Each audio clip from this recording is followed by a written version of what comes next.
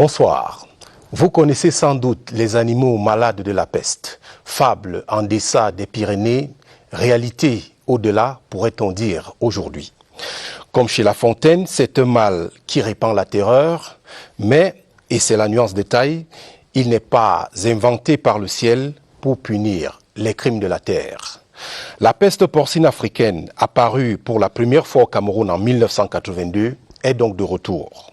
Cette année-là, vous vous en souvenez, ça fera bientôt 40 ans, l'épizootie avait décimé près de 80% du cheptel porcin du pays. Les ravages furent également considérables en 2014, la plus récente occurrence avant la vague actuelle, officiellement confirmée le 25 juin 2021, au travers d'une correspondance du ministre de l'Élevage, des Pêches et des Industries animales, qui confirmait des cas détectés dans plusieurs régions du pays grâce au réseau d'épidémiosurveillance des maladies animales du Cameroun. Le gouvernement a donc pris ses responsabilités et toutes les mesures, des mesures conservatoires naturellement, actées par les autorités administratives pour contenir le mal, à commencer par l'ouest du pays, l'ouest où la viande de porc est désormais interdite de commercialisation. Ces mesures suffisent-elles? Serait-on à bon droit de se demander ce soir, surtout à l'observation des libertés que s'autorisent certains acteurs de la filière qui continuent, selon des méthodes très camerounaises, de faire tourner le marché noir au risque de contaminer tout le pays. Bilan de santé du porc au Cameroun avec le docteur vétérinaire hors échelle qui se sent comme un poisson dans l'eau dans ses attributs de ministre de l'élevage, des pêches et des industries animales. Pêche en eau douce ce dimanche dans cette livraison de Actualité Hebdo.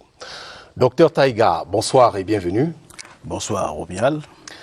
D'abord, dites-moi, avez-vous mangé du porc, on va dire, ces 2 dernières semaines? Ce matin, j'en ai mangé. Vous n'avez pas peur de la fièvre, de la peste porcine? Je tiens d'abord, d'entrée de jeu, de dire que dans les propos liminaires, vous dites qu'elle est réapparue. Non, la peste n'est pas réapparue. Elle n'a jamais disparu depuis 1982. Nous vivons depuis 40 ans avec la peste porcine africaine. Et le gouvernement met en place des mesures pour contenir, parce que c'est une aussi aujourd'hui, c'est-à-dire une maladie qui est établie, qui est là. Et nous devons apprendre à vivre avec la peste. Il s'agit tout simplement de porter et de faire des rectifications pour que chaque acteur accompagne le processus. Et si vous circulez à Yaoundé, à Douala, je viens de Douala, il y a de la viande de porc. Ça signifie que tous les élevages ne sont pas atteints. Certains élevages sont atteints et le marché continue dans les conditions appropriées et des mesures prises à être approvisionné. Sur la base des dernières informations à votre disposition, quelle est la situation sur le terrain? Quelle est l'ampleur du mal actuel? Sur le terrain, en réalité, le réseau fait son travail. Comme je disais tantôt, ça fait 40 ans que nous vivons avec la peste, introduite en 82. Cette maladie qui n'a ni vaccin, il faut le retenir, et qui n'a aucun traitement. Donc ce n'est que les mesures sanitaires qui sont là. L'ampleur, c'est que chaque année, je dis bien chaque année, nous vivons des périodes de pic de la maladie et sont contenues dans les limites, n'est-ce pas, de l'efficacité et de la réaction de services sur le terrain. Et ceci se fait je dis bien chaque année. Nous vivons avec la maladie. L'ampleur, c'est qu'il y a eu peut-être à ce niveau quelques acteurs qui ont dû déporter la maladie à travers des comportements, vous l'avez décrié tout à l'heure, vers d'autres régions. Donc aujourd'hui, nous avons la maladie sur cette région. Le pic de cette année est le fait de quoi? C'est comme je voudrais prendre des cas tout à fait simples pour vous dire qu'il n'y a pas de pic. Hein. Le pic, s'il en est, c'est que c'est comme notre grippe, hein, la grippe humaine. Si vous avez des conditions physiologiques, les conditions de température, les conditions de biosécurité qui sont lâchées, la maladie réapparaît. Et en fonction de la situation, nous essayons à chaque fois de porter des mesures appropriées à cela. S'agissant de mesures, qu'a fait le gouvernement depuis le déclenchement, on va dire, de cette nouvelle vague? Le gouvernement a rodé son système. Le système est rodé. C'est-à-dire? Le gouvernement a une stratégie de lutte contre la peste porcine africaine. le gouvernement a un plan de lutte contre la peste porcine africaine. En quoi consiste-t-il? Non, elle consiste à prendre des mesures sanitaires. À partir du moment où il n'y a ni vaccin, ni traitement, ce n'est que des mesures sanitaires, de contrôle, de désinfection, de contrôle de la circulation, de veille permanente et d'inspection. Voilà, ce sont des mesures qui sont usuelles, qui sont connues par tout le personnel. Et je voudrais prendre des analogies pour qu'on comprenne bien la méthode de lutte. À partir du moment où c'est une maladie établie et que nous devons vivre avec, ces différents plans stratégiques et ces différents plans opérationnels sont diffusés. Et je vous rappelle que si nous prenons la dimension systémique, les délégations régionales constituent une technostructure auprès des gouverneurs. Donc par conséquent, très localement, et je rappelle également que tous ces responsables de terrain sont des cadres de haut niveau, formés pour le secteur de l'élevage, et ils prennent des mesures avec l'administration locale. Et ces mesures sont adaptées et réévaluées en fonction de la situation dans chaque région. Si vous avez dû suivre, notamment l'arrêté du gouverneur de l'Ouest, qui a pris des mesures locales qui s'adaptent à la région de l'Ouest. Le Nord-Ouest en a pris également. Le gouverneur du littoral a pris plutôt une autre méthode qui était la communication. À partir du moment où les élevages n'étaient pas atteints, il a fait une communiqué vers tous les acteurs. Et ce matin, je voyais encore un communiqué du sous-préfet de Douala 5, de Douala 4. Donc c'est des mesures qui sont adaptées, qui visent à contrôler le mouvement de personnel, qui visent à contrôler le mouvement des animaux, qui visent à contrôler et informer sur la biosécurité. Avez-vous été sur le terrain ou alors la situation n'est pas telle qu'il faille une descente du ministre? Comme je vous l'ai dit, le système est rodé, essentiellement rodé. Vous avez chaque délégué régional, c'est des docteurs vétérinaires. Les chefs de services régionaux sont à 99% des docteurs vétérinaires. Ils connaissent la méthode, ils connaissent les mesures et ils l'appliquent de façon très spécifique. Et depuis de nombreuses années, le système est rodé et en principe, tout doit se passer. Un peu de discipline, en 2-3 semaines, en principe, tout est passé. Donc ce sont ces mesures qui sont en cours et le gouverneur, les autorités administratives, avec les collaborateurs, ils font un travail remarquable sur le terrain.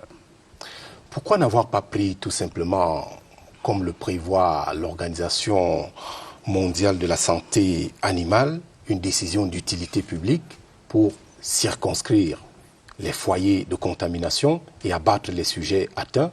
C'est parce que le gouvernement ne veut pas dépenser en dédommageant, par exemple, les éleveurs, les fermiers?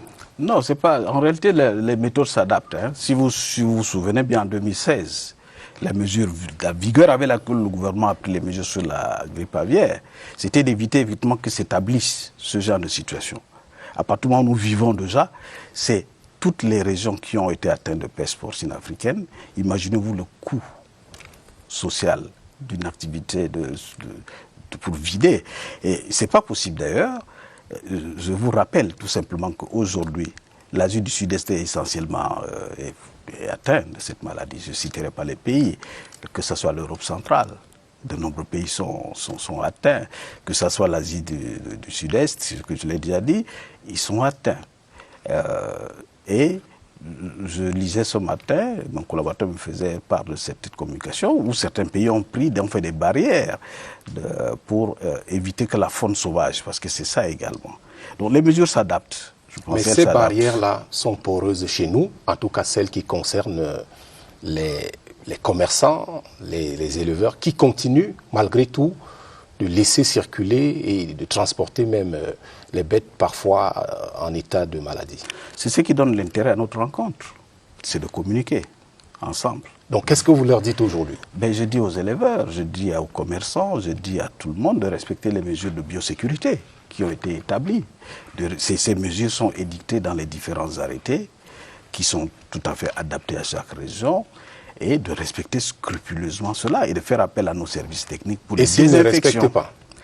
S'ils ne respectent pas, je crois savoir, revenant de Douala, que les cas de saisie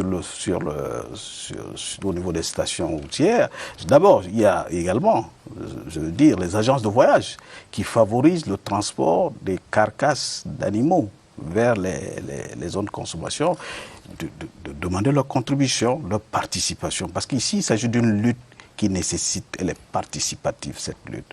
Elle nécessite la contribution de tous, le respect des mesures barrières, les mesures prédictées, de faire appel aux services techniques, de désinfecter les fermes.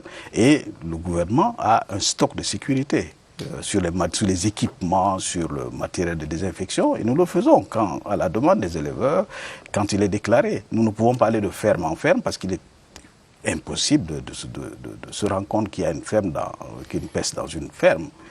Et nous demandons à chaque acteur, à tous les acteurs, que ce soit l'interprofession d'apporter sa pierre à l'édifice, les éleveurs eux-mêmes, mais surtout, nous allons combattre avec beaucoup de vigueur tous ces commerçants véreux qui essayent de disséminer la maladie. Monsieur le ministre, peut-être pour rassurer certains qui sont frappés de psychose, et là j'interpelle le docteur vétérinaire, est-ce qu'il y a des chances ou des risques de contamination de l'animal à l'homme? Non.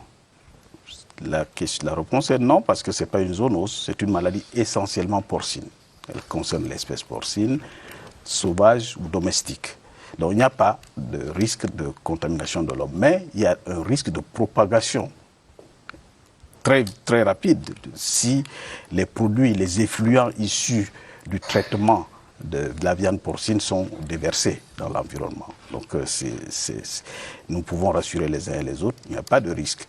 Mais nous constatons que les mesures qui sont prises sont celles de barrer la route à la contamination des autres élevages. Il faut protéger le secteur sain, les élevages sains. Et nous avons mis en place des mesures spécifiques pour les grands éleveurs. Il y a des grands producteurs au Cameroun. Nous avons l'une des ferme la plus importante d'Afrique noire francophone au Cameroun. Des mesures spécifiques sont mises en place. Dans l'océan, il y a une très grande ferme. Tous ces grands éleveurs sont spécifiquement bien suivis et ils n'ont pas de problème parce qu'ils respectent de façon scrupuleuse les mesures édictées. Nous demandons aux autres éleveurs, à la contribution de l'interprofession, de sensibiliser également les membres pour que chacun respecte les mesures, mette en place des mesures de biosécurité. Ils le connaissent, nous diffusons fréquemment ces mesures de biosécurité, les éleveurs le savent à travers leurs organisations. S'agissant de l'interprofession porcine, justement, elle est aujourd'hui traversée par une manière d'angoisse, des questionnements, la peur même de voir son cheptel emporté. Je vous propose de suivre les craintes et on va dire les peurs exprimées par l'interprofession porcine, recueillies par Oswald Medon. La menace est réelle et les éleveurs en ont perdu le sommeil. Dans les bassins de production comme dans la région de l'Ouest où elle est officiellement déclarée, la peste porcine africaine a fait des ravages dans un cheptel aujourd'hui au bord de l'agonie. Mais au-delà des éleveurs, c'est toute la chaîne de la filière porcine qui subit le contre-coup de la maladie. L'interprofession porcine, c'est d'abord plusieurs collèges. Le collège des producteurs, soit les éleveurs, le collège des commerçants, le collège des bouchers, des transformateurs. Alors, ça veut dire que l'interprofession dans son ensemble, constituée de tous ces corps de métier, ont été sévèrement atteints.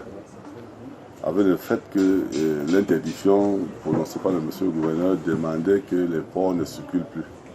Et du moment où les porcs ne circulent plus, ça veut dire que les ventes étaient interdites, la boucherie également, les braiseries et même l'élevage. Je pense que l'élevage, sauf devait en pâtir, puisque l'éleveur devait continuer à nourrir les porcs qu'il ne peut pas vendre. Donc on a connu jusqu'ici un réel problème qui risque de s'aggraver avec le fait que vous êtes obligé en tant qu'éleveur de nourrir des porcs que vous ne pouvez pas vendre. Aujourd'hui, l'interprofession est aux abois. L'industrie accuse le coup et tous les maillons de la chaîne sont sonnés. Cette maladie pose de sérieux problèmes dans toute la chaîne. Ce n'est pas seulement les éleveurs qui sont touchés, c'est les bouchers qui sont touchés, et c'est les commerçants, et c'est les braiseurs et toutes les autres personnes qui sont dans le maillon de l'interprofession qui sont touchées. Parce que déjà, du moment où l'éleveur ne peut plus vendre sa bête pour acheter l'aliment, ça devient très compliqué. Alors à ce moment-là, les choses deviennent aussi difficiles que lui doit aller dans les tontines, aller à la banque, prêter de l'argent pour venir mettre dans cette affaire. Et avec ça, ça devient compliqué parce que à ce moment, l'éleveur, à un moment donné, va faillir. Parce qu'on ne sait pas combien de temps va durer cette mesure. Alors, l'éleveur va continuer à se saigner pour nourrir jusqu'au jour où il sera dépassé et certainement, peut-être que ces bêtes-là vont mourir plutôt cette fois-là de famine, mais pas de maladie. C'est de ça qu'il est question. Et alors sur le plan économique, vous voyez, cet éleveur n'est plus prêt à faire face à la rentrée scolaire et à tous les autres engagements qu'il a pris vis-à-vis de la banque et même des tontines. Alors c'est ça, face à ça que nous pensons que c'est un phénomène qui va toucher fortement l'économie dans son ensemble. Le nord-ouest, le sud et même l'est sont touchés. La crainte d'une vague qui envahit le pays hante les acteurs de la filière porcine nationale. Et en l'état, et ce malgré les mesures administratives édictées par certains gouverneurs, le commerce au noir de la viande de porc s'anime aussi. Comme le montrent ici ces images amateurs d'une cargaison de carcasses de porc enfouies dans une camionnette de choux destinée à la vente dans le littoral. Si cette fois-ci le colis n'a pas échappé à la vigilance des contrôleurs, il y a fort à parier qu'il y en a qui ont bien pu traverser les mailles du filet.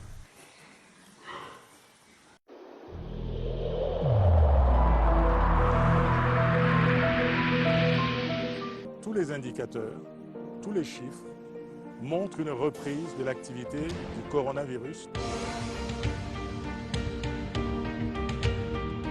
Faites comme moi. Mettez votre masque.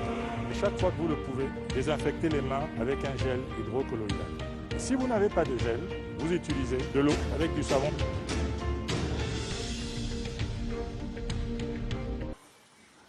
Monsieur le ministre, votre réaction à toutes ces inquiétudes, cette vague d'angoisse? Je disais tantôt que c'est la participation de tous. Et d'ailleurs, le président de l'interprofession de l'Ouest est associé à la démarche. Il est associé et nous l'associons à toute cette phase de sensibilisation. Et la maladie a un plateau technique simple qui ne dure pas beaucoup. En respectant les mesures, en 2 semaines, 3 semaines, nous passons au-delà de la maladie. Donc, il s'agit de combattre avec vigueur ici ce genre de comportement. Vous avez vu, je vous remercie pour ce reportage sur cette tricherie dans le camion. C'est ça qu'il faut combattre le plus, ce comportement, pour nous permettre de passer cette phase importante. Et les mesures qui sont prises, qui sont des mesures sanitaires, visent à protéger les autres éleveurs. Moins de 1%, je dis même moins de 1% des élevages sont atteints. Il faut protéger les 99% de notre cheptel national. C'est de ça qu'il s'agit.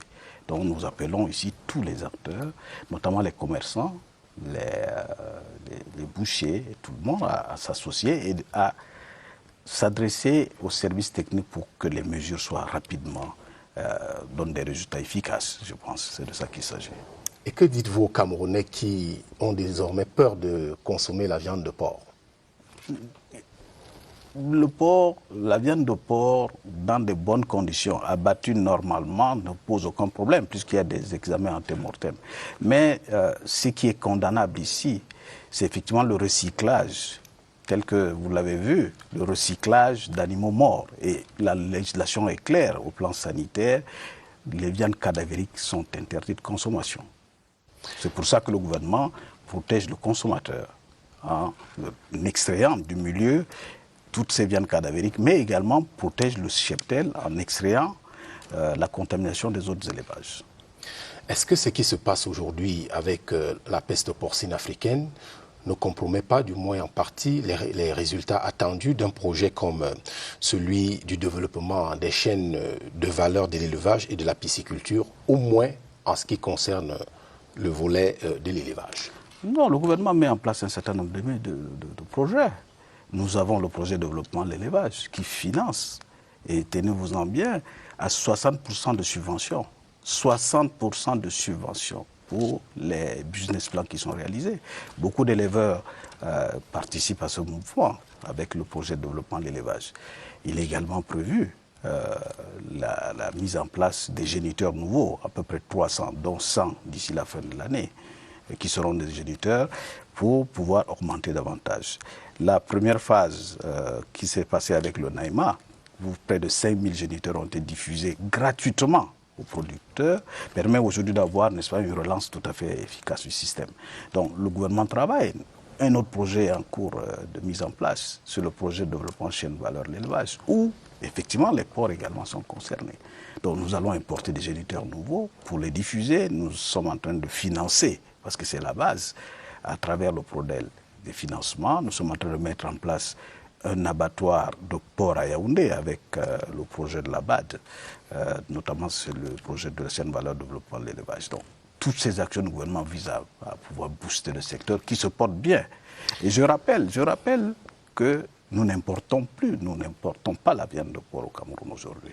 En termes d'import substitution, c'est terminé. On aura le temps de parler des autres produits qui sont et qui continuent d'être importés. Peut-être que le porc n'est pas concerné, mais s'agissant justement du projet de développement des chaînes de valeur de l'élevage et de la pisciculture, vous avez parlé de la contribution de la BAD. Alors, on sait que le gouvernement a souvent du mal à mobiliser les fonds de contrepartie et cela compromet parfois même certains projets. Dans celui dont nous parlons, il est attendu, je pense, 10 milliards de francs CFA. Est-ce que nous les avons ou est-ce que nous les aurons? C'est des projets en cours de mise en place qui marcheront bien et qui marchent bien. Le PRODEL est en cours. Le projet finance des projets productifs. Vous le suivez, beaucoup d'acteurs font des plans d'affaires qui sont financés. Je dis d'ici novembre-décembre, nous aurons des éditeurs importés par le PRODEL. La chaîne de valeur, la mise en vigueur du prêt vient juste d'être signée. Le gouvernement s'attellera à ce que ce projet se comporte bien et donne des résultats attendus. Donc nous veillerons à ça. Alors tout à l'heure, vous avez parlé des importations. Le discours du gouvernement, c'est import-substitution, mais il est quand même curieux de voir qu'une filière comme le poisson ne suit pas ces rythmes. Les importations de poissons nous coûtent en moyenne 100 milliards de francs par an, selon certains indicateurs. Qu'est-ce qui manque au Cameroun pour produire lui-même et consommer son poisson? Et quand est-ce qu'on va sortir de cette dépendance? Oui, avant d'apporter le poisson, mais parlons des autres filières également. Nous n'importons plus le poulet. Ça, c'est connu. Ça, c'est pour ce qui va. Mais parlons commençons par ce qui va. Commençons par ce qui va. Très bien. Nous n'importons plus le poulet. Et après, vous allez répondre à ma question. Je vais répondre à votre question. Nous n'importons plus le poulet. Nous n'importons plus le porc. Vous vous souvenez, il y a quelques années, il était vendu des pattes de porc, des queues de porc, etc. Ça, c'est terminé. Pourquoi les autres Parce continuent? que les acteurs nationaux produisent davantage. Aujourd'hui, nous n'importons plus les moutons. Vous vous souvenez que la fête du mouton, il y a eu des méventes. Vous savez pourquoi? Parce que, à travers les projets que met le gouvernement, nous vaccinons, il est vacciné sur l'ensemble du territoire national dans les 58 départements et de façon gratuite contre la peste des petits ruminants. Parce que le vaccin existe et depuis 3 ans, ces opérations se passent. Donc il n'y a plus de mortalité spécifique à la peste des petits ruminants dans les élevages. Donc tout ceci donne des résultats. Monsieur le ministre, maintenant, l'équation du poisson. Le poisson, son équation est simple. Nos eaux, je peux le dire de façon claire, ne développent pas des types de poissons que nous aimons, le maquereau. Il n'y en a pas dans les côtes camerounaises. Ils sont faits ailleurs. On ne peut pas les remplacer par des poissons qui sont adaptés. C'est ce que le gouvernement est en train de faire. C'est une construction progressive à travers le développement de l'aquaculture. Et l'aquaculture aujourd'hui est une priorité pour le gouvernement. Nous travaillons avec les partenaires dans un premier volet pilote, le FIDA, où c'était un don pour voir si le projet marchait, qui a donné de très bons résultats. Aujourd'hui, nous sommes en train de travailler avec le FIDA pour un accompagnement pour 6 ans, pour mettre à l'échelle le développement de l'aquaculture au Cameroun. C'est acté. Les procédures sont en cours, la formulation est en cours, l'accord préalable de FIDA est donné. Donc nous travaillons pour cela. Et ça va prendre un certain temps pour établir cela. Je dis ça prendra quelques temps. Qu'en est-il du projet de développement, on va dire, de la pêche industrielle qui a été engagé par votre ministère? Vous ciblez un certain nombre de barrages du pays, Lompanga, Bamendi, Mbakao, ainsi de suite. Oui, le chef du gouvernement, le premier ministre chef du gouvernement, a instruit le ministère qui a lancé un appel à manifestation d'intérêt pour demander aux acteurs privés nationaux d'investir dans le secteur de l'aquaculture. Je pense que nous avons eu une centaine de demandes et actuellement, un comité interministériel est mis en place qui comporte tous les acteurs, n'est-ce pas, qui peuvent intervenir dans la chaîne de mise en place. Et ce comité travaille pour accompagner ces acteurs privés. Le but, effectivement, de créer des patrons de poissons, des patrons de poissons d'élevage. Voilà, ça, c'est une mesure qui est en cours, c'est des activités qui sont en cours, et nous suivons de façon assez très serrée, n'est-ce pas, l'exécution de toutes ces directives du Premier ministre. Monsieur le ministre, ce que nous disons du poisson peut l'être aussi du bétail, notamment du gros bétail. Dernièrement, le gouvernement a importé, je pense, 164 vaches laitières pour les donner aux éleveurs. Cela est un peu curieux. Pourquoi importer des vaches que nous pouvons pourtant produire localement? Oui, le gouvernement a une mesure, avait le choix à faire. Nos animaux produisent 2 litres par vache. Nous avons par ailleurs dans le monde des animaux qui produisent 40 litres. Avec l'adaptabilité, ils peuvent donner 20 à 25 litres. Voilà le choix. Développer pendant 50 ans le génétique de nos animaux et attendre 50 ans pour avoir des résultats ou aller droit au but, faire comme les autres pays le font, importer des vaches, adapter à nos conditions et produire davantage. Et je pense que c'est une réussite parce que je sors du terrain, j'ai visité quelques élevages bénéficiaires, ils sont en train de produire du lait et toutes les mini-laiteries qui ont été construites et qui étaient fermées sont en train de réouvrir. La mini-laiterie de Bawa, la mini-laiterie de Ngaoundéré est ouverte, que j'ai visité d'ailleurs, la mini-laiterie de Meganga, il reste une mini-laiterie à Garoua. Et je pense qu'à partir de cette expérience, peut-être que les autres acteurs privés, et je vais ici appeler tous ceux qui font du lait de reconstituer avec la poudre, de pouvoir aujourd'hui s'intéresser au lait naturel, au lait de vache du Cameroun, et ceci devrait booster la production. Donc voilà, la démarche elle est là. Nous optons pour l'amélioration génétique à travers l'importation des vaches. 165 ont été importées gestantes. Le prochain vol est prévu avant la fin de l'année. Et un 3e vol probablement. Et tout ceci à destination des acteurs qui font un business plan. Ils font un plan d'affaires. Il ne s'agit pas de distribuer des animaux à tout le monde, non. À des acteurs qui font un business plan et qui établissent l'élevage laitier comme une affaire. Mais pourquoi ne pas utiliser ces moyens-là localement en accompagnant les éleveurs nationaux, mettre ces fonds à leur disposition au lieu d'aller toujours importer? Ici, c'est la meilleure solution que nous avons trouvée. Une vache que nous importons, gestante, améliore immédiatement le génétique sur une courte période. Ici, il s'agit de géniteurs, de géniteurs et d'intrants que nous importons. Et ceci permet de produire rapidement, et de pouvoir combler le déficit éventuellement dans les prochaines années. Monsieur le ministre, je vous propose de marquer un arrêt pour prendre une des actualités majeures de la semaine, à savoir les chantiers routiers qui ont fait récemment l'objet d'une revue au ministère des Travaux publics. Rodrigue Bertrand Toueno nous fait un peu le point du réseau routier. Qu'est-ce qui marche et qu'est-ce qui reste à parfaire? Son reportage. Route de désenclavement des bassins agricoles, corridors, volets routiers du Planut, transfrontalières, etc.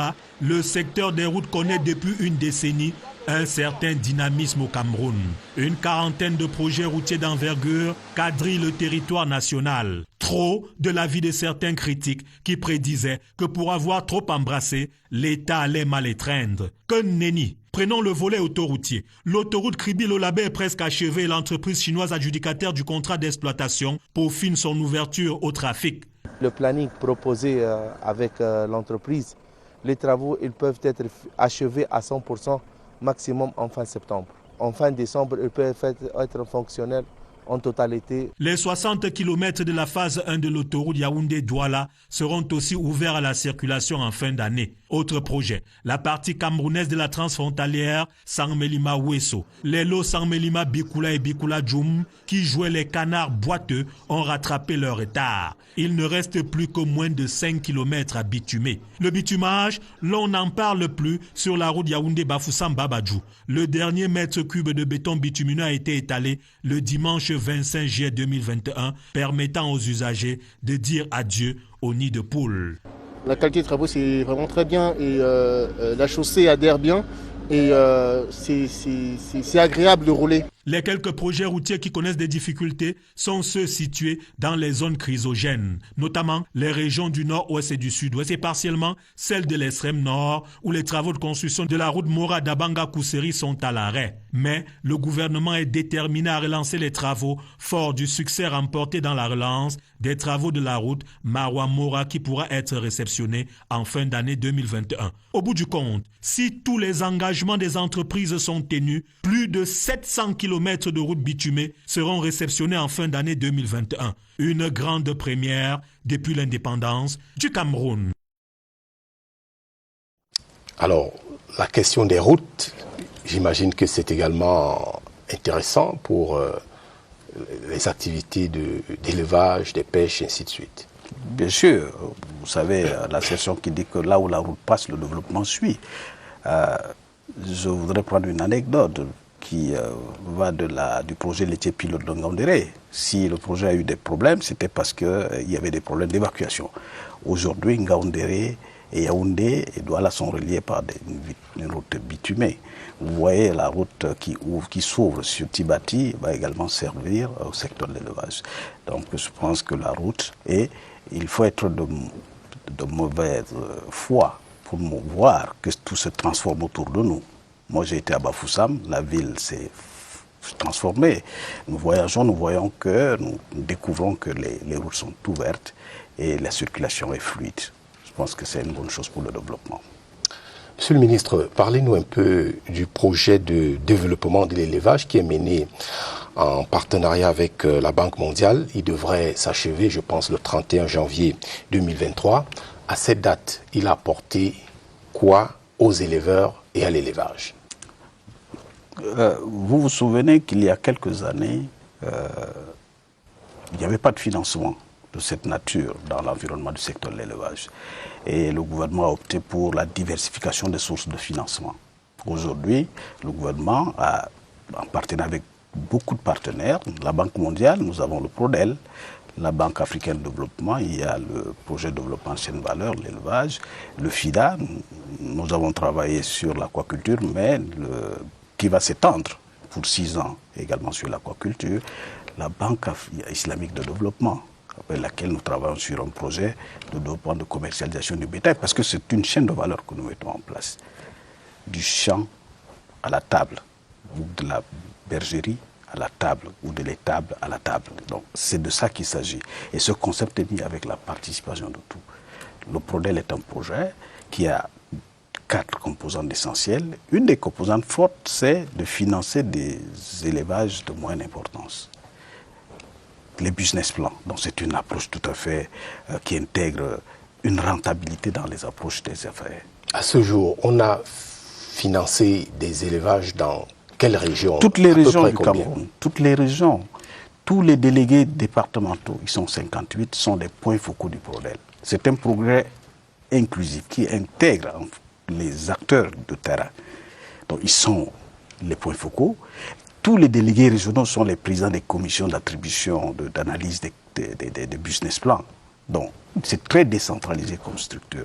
Et à la fin du projet, nous aurons la peste des petits ruminants qui fait partie du programme mondial d'éradication, et le gouvernement est souscrit, et le PRODEL fait vacciner depuis 3 ans tout le cheptel national.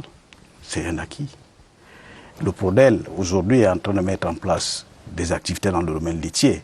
Les premiers résultats sont très satisfaisants et l'expérience doit être renouvelée, et ceci doit être fait. Le PRODEL appuie les petits producteurs des souches vulnérables en donnant 10 petits ruminants aux familles identifiées. Et ceci se fait dans les zones où la pauvreté s'est établie, et ceci dans 3 régions. Et cette mesure se fait régulièrement. Donc le PRODEL apporte son élément dans le développement de l'élevage au Cameroun. Le PRODEL apportera également des géniteurs pour les porcs, finance les élevages de porcs, finance l'apiculture, finance les petits ruminants, finance l'élevage d'embouches bovines. Par conséquent, c'est une révolution qui est en marche, révolution agricole, bien sûr, voulue par le chef de l'État. Malgré ce tableau, on va dire, flatteur que vous venez de brosser, les éleveurs se plaignent. Par exemple, ils ont un accès difficile au bon pâturage, un accès toujours pas évident à la terre. Il y a les problèmes de vol de bétail, l'accès aux intrants, ainsi de suite. Qu'est-ce que vous leur dites? C'est vrai, nous ne pouvons pas dire que le secteur est essentiellement sans problème. Il y a toujours des problèmes et le rôle du ministère est effectivement d'identifier ces problèmes, de lever les contraintes, c'est ce que nous faisons, et de demander aux acteurs privés également d'investir. Parce que ici, tous ces problèmes doivent être, je pense, transformés en opportunités. C'est ce que nous leur faisons comprendre. S'il y a moins d'intrants, voilà, c'est une opportunité de développer les intrants de qualité. S'il y a moins de pâturage, c'est d'identifier. Et je pense que la décentralisation accompagne l'ensemble du processus. Il ne faut pas regarder le problème sous forme du ministère de l'élevage et les pâturages, mais dans un ensemble plus élargi. Il y avait le MINEPAT qui a un programme d'aménagement fourrager, les communes qui... et le projet de développement de la chaîne de commercialisation du bétail vise essentiellement la concertation entre les acteurs. Ce projet va mettre en côte à côte les éleveurs, les agriculteurs, l'autorité administrative, les autorités techniques pour pouvoir gérer l'espace, parce que c'est un espace partagé. Les zones synergétiques, tous les acteurs qui participent dans cet environnement doivent être mis côte à côte. Et le projet, avec la Banque islamique, vise effectivement à aboutir à résoudre ce genre de situation. Prenons une autre filière de votre département ministériel, la volaille. La production de la volaille a connu une baisse de l'ordre de 13% en 2019. C'était assez fort. Et ceci du fait, paraît-il, des problèmes d'approvisionnement en œufs à couver et des poussins d'un jour. Sommes-nous sortis de l'ornière? Nous sommes sortis de l'ornière. Je réponds de façon directe. À partir du moment où nos couverts importés essentiellement de l'Europe centrale, le gouvernement a trouvé une voie de parade en leur conseillant, parce que c'est une activité qui implique ces acteurs privés, en leur conseillant de diversifier leurs sources d'approvisionnement. C'est ce qui a été fait. Aujourd'hui, le marché se stabilise et dans les perspectives, j'ai visité il y a à peu près 3 semaines des investissements en cours de réalisation. Qu'est-ce que vous avez constaté? J'ai constaté que effectivement les investissements sont énormes et qu'à terme, d'ici 2023, je pense que la production de poussins va passer à près de 6 millions, ce qui est important, par des acteurs qui financent, qui injectent leurs ressources dans les financements. La production d'aliments s'est améliorée. Nous avons des grandes provenderies qui sont mises en place, qui produisent et qui produisent bien des produits de très bonne qualité. Il y a une diversification de couvoirs de moindre importance, financée par le PRODEL. J'en ai visité quelques-uns. Et ces acteurs produisent des poussins d'un jour. Donc il y a une grande, il y a un frémissement dans cet environnement, dû effectivement au financement des partenaires. Les éleveurs de volailles notamment se plaignent de la cherté de la provende et des autres intrants qui sont notamment importés. Ce qui est importé, c'est ce que nous n'avons pas sur place. C'est ce qui est du domaine chimique. C'est certains acides aminés qui relèvent, n'est-ce pas, de l'industrie chimique que nous n'avons pas. On ne peut pas les produire? C'est possible, mais je pense que les grosses industries, c'est des sous-produits de certaines industries. Nous ne le faisons pas encore. Nous les importons pour les incorporer. Mais je pense aussi qu'il faut noter que nous ne pouvons pas faire une économie sans importer les intrants. Donc on importe ce que nous ne produisons pas. Et c'est ça qui se fait dans le domaine de la volaille. Et nous produisons ce qui est consommé, notamment les aliments. D'accord pour l'importation des intrants, mais le poulet lui-même, le poulet congelé ne cesse, on va dire, pratiquement de saturer le marché national. Vous avez défendu les autres filières d'être des filières d'importation, mais la filière du poulet pose un réel problème. Il y a une précision importante à dire. Le poulet, nous n'importons plus de poulet. Si vous trouvez un poulet congelé importé, c'est de la fraude. Et ceci, effectivement, dans certaines zones de frontières, nous n'importons plus de poulet. Et ça, c'est depuis quand? Quand vous trouvez les poulets de découpe, et c'est la précision que j'apporte, c'est produit au Cameroun. Aujourd'hui, nous faisons il y a des abattoirs de volailles qui font de la découpe. Y compris ce qu'on trouve dans les grands espaces? Dans les espaces, c'est des contrats avec des privés nationaux. Donc il y a une évolution positive qui se déroule. Bon, je ne vais pas citer ces grandes surfaces. C'est des contrats. Nous avons mis en place un dispositif d'approche contractuelle dans le système, dans l'approche, qui permet aux producteurs d'avoir un contrat. Et le problème est le projet qui met en grandeur nature ce genre d'approche, l'approche contractuelle de notre système d'élevage. C'est de ça qu'il s'agit. Donc c'est bien que nous informions que toutes ces surfaces font effectivement des produits qui sont produits naturellement par les nationaux. Et ceci va aller davantage être renforcé pour l'avenir. Monsieur le ministre, on a le sentiment que l'on ne promeuve pas assez le poulet rural, qu'on peut appeler trivialement le poulet du village. Pourtant, celui-ci est plus résistant, notamment aux intempéries, mais même meilleur à la consommation. C'est un sentiment que vous partagez? Nous sommes en train de travailler sur un projet, effectivement, de l'agriculture traditionnelle. Depuis quelques années, nous avons formulé des projets et nous cherchons des partenaires dans ce sens-là. Mais comprenez également qu'une partie du pays ne consomme pas du poulet congelé, du poulet de ferme. Donc, essentiellement, la région de l'extrême-nord vit essentiellement du poulet de village. Et les vaccinations sont en cours également avec d'autres partenaires. C'est-à-dire vous-même? Oui, le ministère accompagne avec ses partenaires allemands, dans le cas de la GIZ, la vaccination contre les principales maladies de volaille traditionnelles. Ceci se fait dans les régions à forte dominance de ce type d'élevage. Ça se fait. Donc le gouvernement ne néglige rien et met les actions dans le sens de développer tous ces secteurs. Docteur Taïga, rentrons un peu quelques années dans votre vie ancienne. Allons peut-être dans la période où vous étiez élève au collège Sacré-Cœur de Newbel ou même étudiant à Dakar. Quand vous preniez les vacances, c'était souvent pour les passer en ville ou plutôt en campagne? Jamais au village. Et bon, si c'est de ma vie, mes enfants aujourd'hui passent leurs vacances au village et ils s'habituent à cela. Je le passe au village, auprès des parents, au moment où nous parlons, et je pars demain. Vous partez demain. Alors, on va vous donner une photographie de ce qui vous attend quand vous allez arriver au village. Nos équipes ont fait un tour dans un village de la région du centre pour voir un peu comment les vacanciers sont dans une nouvelle école de la vie au village. Laurence Okalia.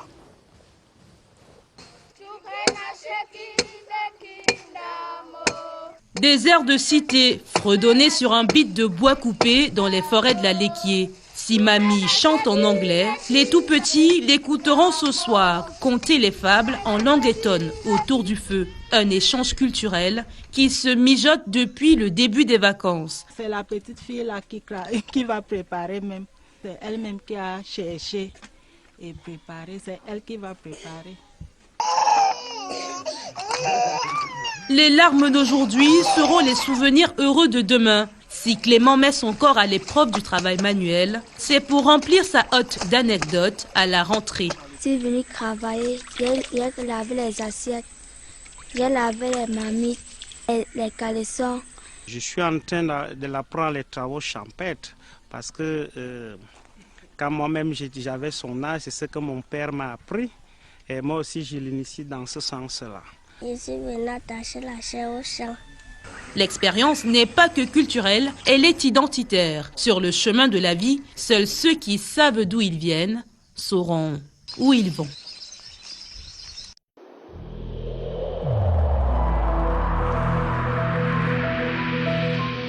Le coronavirus a provoqué la mort des gens. Protégez vos enfants parce que le coronavirus, c'est dangereux. Lavez-vous les mains respecter les mesures barrières. Et la dernière des choses, protégez-vous avec le masque.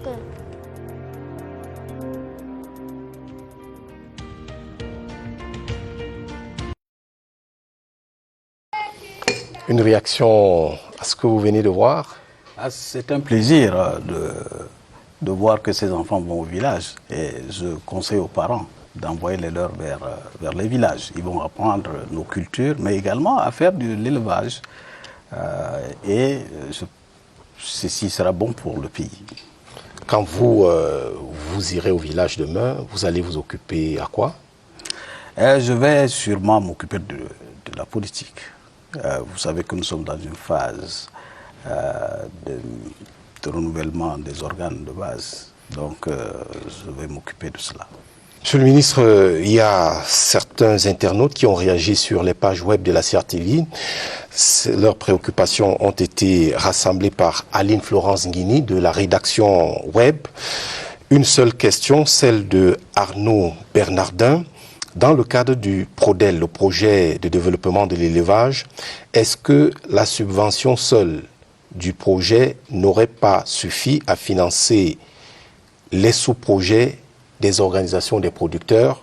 Je vois sa préoccupation, mais je précise quand même que le gouvernement est en train de refaire, de préparer une loi sur les interprofessions pour mieux catégoriser un peu les différentes interprofessions.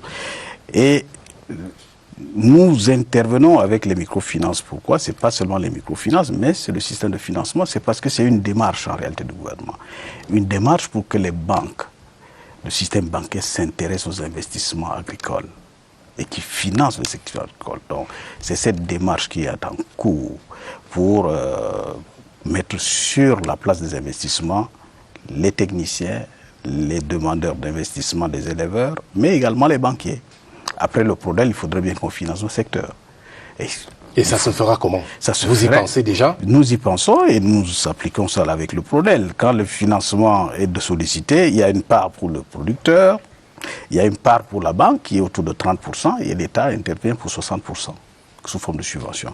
Mais après le PRODEL, je pense qu'un banquier qui a donné un crédit remboursé, parce que c'est des projets rentables, bien sûr, que nous mettons en place.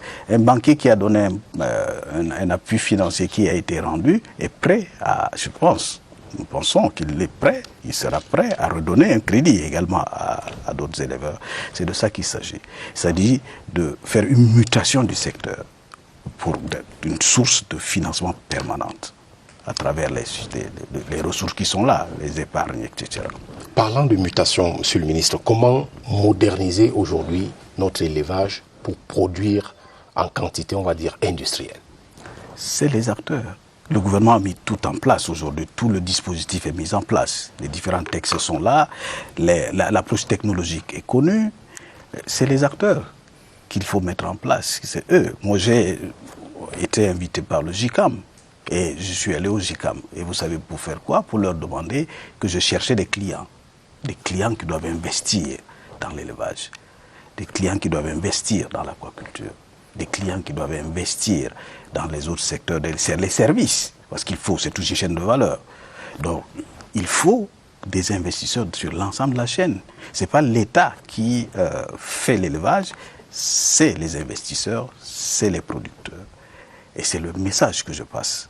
Il faudrait que davantage le secteur financier s'intéresse, les hommes d'affaires s'intéressent au financement des grosses entreprises. Si nous avons au Cameroun 3-4 unités industrielles aquacoles qui produiraient 50 000 tonnes, ça fait 50 000 tonnes de moins. Vous savez que l'État, depuis les années 90, n'intervient plus directement dans la production. Nous intervenons dans les aspects réglementaires, la partie régalienne de l'État, la réglementation, le contrôle, le suivi et les incitations. Et le chef de l'État a mis en place, à travers la loi de finances 2021, l'exonération totale, je dis totale, de la TVA et des droits de douane sur des équipements qui rentrent dans la production. Mais c'est une révolution que les acteurs doivent saisir de toutes mains. Qu'est-ce qui est sorti de votre rencontre avec les hommes d'affaires à Douala, au JICAM. Mais effectivement, après j'ai eu quelques visites. Certains acteurs sont aujourd'hui engagés, en train de monter des affaires, et les équipes travaillent avec eux pour pouvoir les guider à trouver les solutions. Et je pense que la loi de 2013 sur les incitations aux investissements, les mesures prises par le chef de l'État dans le cadre de la loi de finances 2021 donnent tout intérêt aux acteurs d'investir dans le secteur. Et le marché est là. Le marché du poisson est là, le marché de la viande est là, le marché du poulet est là. Qu'est-ce qui manque? C'est l'action de ces acteurs industriels, qu'ils investissent. Docteur Taïga, il y a bien sûr la peste porcine africaine, mais il y a le coronavirus. Quelles ont été ses conséquences sur des secteurs comme l'élevage, la pisciculture, ainsi de suite? C'est vrai, le corona est arrivé, c'est une maladie, je reprécise toujours, c'est très important que c'est une maladie humaine à transmission interhumaine. Donc, nous avons eu tout simplement des effets, un impact du fait du ralentissement du transport, de la baisse de la demande des produits sur le marché. Nous continuons à encadrer les acteurs et au fur et à mesure que la circulation se rétablit, notamment pour ce qui est des importations de certains intrants de première nécessité, je pense que les acteurs se battent et se battent bien. Et vous avez noté également une résilience exceptionnelle du Cameroun pendant les 6 mois. Sur quel plan? Sur tous les plans. Vous avez eu de la viande sur le marché, vous avez eu du poisson sur le marché, vous avez eu des produits à des prix qui n'ont pas beaucoup changé. Et ça, il faut le remarquer. C'est dû effectivement que nos producteurs à la base produisent à des échelles bien sûr pas tout à fait industrielles, mais ça correspond et répond également à la demande nationale. C'était une résilience qu'il faut bien noter et faire remarquer. Monsieur le ministre, l'avenir de notre élevage va reposer essentiellement sur quoi? Comment voyez-vous cet avenir? L'avenir va reposer sur des investisseurs qui mettent à l'échelle un type de production. Nous voyons des éleveurs qui investiraient dans le lait, avec des étables laitières. Aujourd'hui en Allemagne, vous avez des étables de 1000 vaches. Je ne vais pas dire aux éleveurs d'ici de le faire, des investisseurs de le faire, mais déjà nous faire des élevages de 100, 200, 300 têtes de vaches laitières. Parce que la demande est là. Elle est sur Douala, sur Yaoundé, sur l'ensemble du pays. Nous demandons aux investisseurs de regarder. La demande est présente. Les produits, s'il y a un produit que nous consommons tous et tous les jours, c'est des produits alimentaires. C'est la viande, c'est le poisson. Je vais aller au-delà, c'est le riz. Il faut que nous produisions ce qui se vend. Et le chef de l'État l'avait dit à l'une de ses propos en disant que nous avons tendance à consommer ce que nous ne produisons pas et nous produisons ce que nous consommons pas. L'objectif du ministère est de faire produire ce que nous consommons. Et je pense que nous sommes en train de le faire avec tous les partenaires. Docteur Taïga, terminons par une question presque personnelle.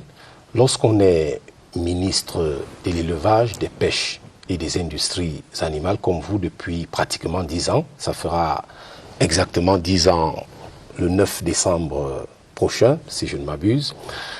Donc, lorsqu'on est à ce poste-là, pendant tout ce temps, est-ce qu'on achète encore ou alors est-ce qu'on achète aussi des choses comme le poulet, les autres produits de l'élevage, ainsi de suite?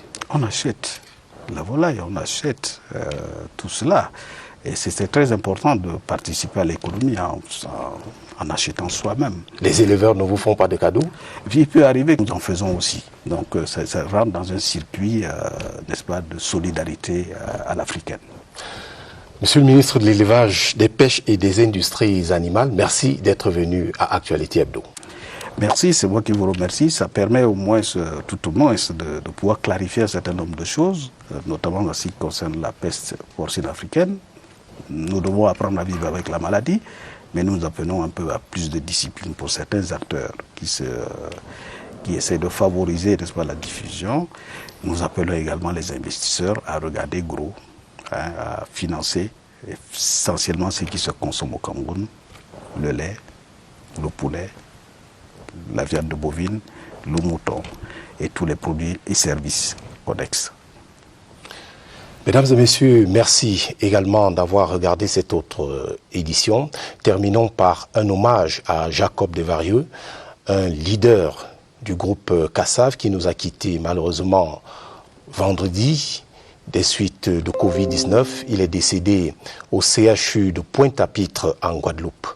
Sa musique jouera éternellement, je le pense, dans nos mémoires. Bonsoir. Encore. Super,